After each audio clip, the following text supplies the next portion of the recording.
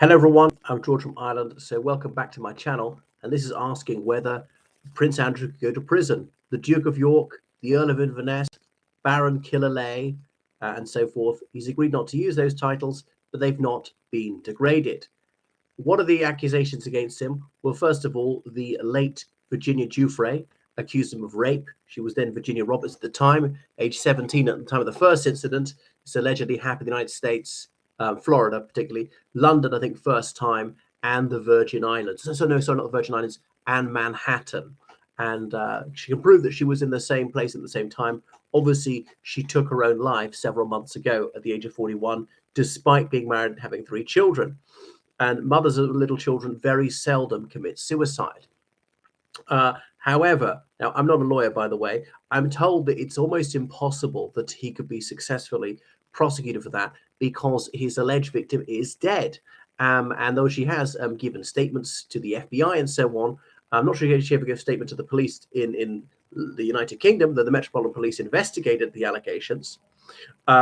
She can't be tested in court. She can't be cross-examined. She's dead. So Prince Andrew, if he committed a crime against her, seems to have got away with that one. In the court of public opinion, he's as guilty as can be, but he can't be prosecuted for that because his defense team wouldn't have an opportunity to question her. And I'm not aware of any such trial where someone has been tried when the victim has been is dead. People say, but what about murder? The victim's dead in a case of murder. You can still prosecute the person. Okay, but this crime is different. It's crucial because one of the witnesses doesn't die. Usually. So it's very unlikely that he would be successfully prosecuted for that. And yes, he could in principle be extradited to the United States. There are extradition treaties. People are not above the law. People are being prosecuted. Princess Anne has twice been convicted of things, having a dog out of control on one occasion and speeding on another occasion. So, royals in recent times have been found guilty of crimes. And look, the president of France, former President Sarkozy, just beginning a 5-year jail sentence for taking illegal funding from the Libyan dictator. But what he could be prosecuted for is possibly human trafficking if he was in any way involved in bringing her, then a minor, to the United Kingdom or from one state to another in the United States for the purpose of sexual exploitation. And that is rather easier to prove. That did he pay for this? Did he organize this in any way with the intention of non-consensual sexual contact, even if it wasn't as far as intercourse, things like that? That would be easier to prove. But in the United Kingdom, what he can be prosecuted for is obviously misconduct in a public office.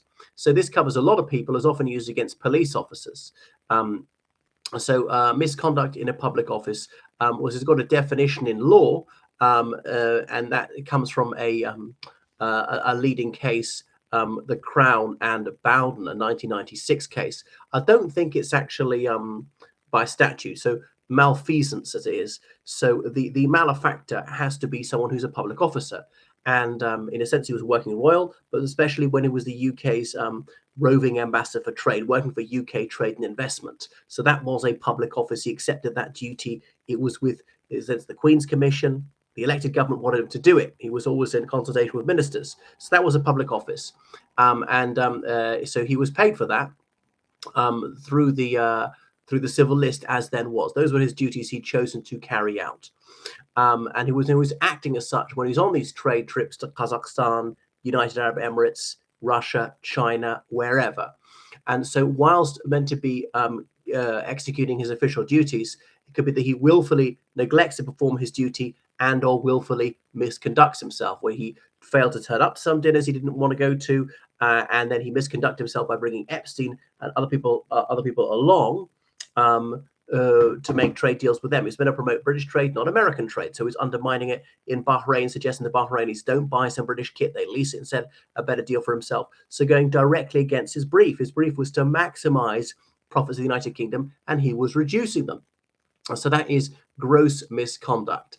And there are multiple other things. And doing private deals on the side, breaching this emoluments idea, he mustn't be doing so for private enrichment. You've got your salary for this. You don't get to make extra deals on the basis of this. There you are to promote other companies, not yourself. Midwifing deals, claiming commission.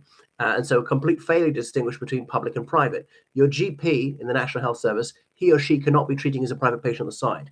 your teacher in school, he or she cannot be giving you private tuition on top of that, and so on. So it was a blatant breach of that, of the ethical rules, and he did so to such a degree as to mount an abuse of the public's trust in the office holder.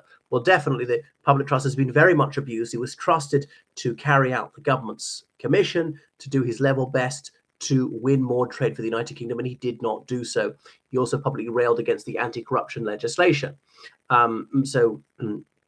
Other things like spending too much money on purpose, staying in presidential suites of a hotel rather than staying in the embassy, which would have saved money, insisting on going by business jet. Now, you might say, well, the government reluctantly agreed to that, so he's off the hook on that one. Bringing hookers into his hotel room, is that misconduct? Possibly. Some would say it would lead to a diminution of public trust in him. So the public has lost trust in this office holder, definitely. He did so without reasonable excuse or justification. Well, there's no excuse. There's not the least justification for actively damaging British trade, promoting other things. The Greek water company in Kazakhstan taking bribes to do so. They didn't get the deal in the end, but trying to not promote them rather than the British company, for example. So he was misusing his contacts for private enrichment. That is misconduct by any definition. And there is a certain level to be reached. It's easily past this threshold. It's got to amount to an abuse of public office. It can't be a mistake. It can't just be underperformance. All right. And the bribes he accepted, it was not a free meal. It was not a cinema ticket. We're talking millions of pounds, wanting 1% of any deal that he commissioned. So on that basis, it can be very easily prosecuted. And there's a wealth of information entitled by Andrew Loney. And so this is properly investigated by Metropolitan Police. If ex-ambassadors spoken to a parliamentary commission, they could easily amass enough evidence to put him away. And there is no maximum sentence. In principle, one could get a reclusio perpetua for this. I don't think he'd be awarded a life sentence, but at least several years. Police officers on duty who've copulated with someone they've met, even off duty, but as part through their duties, they can go to jail for misconduct. Trying to make money beyond their salary for their public duties. That would be an example of that. Okay, thanks for watching my channel. Make sure you subscribe on Patreon, donate PayPal, georgecallan790@gmail.com. Goodbye.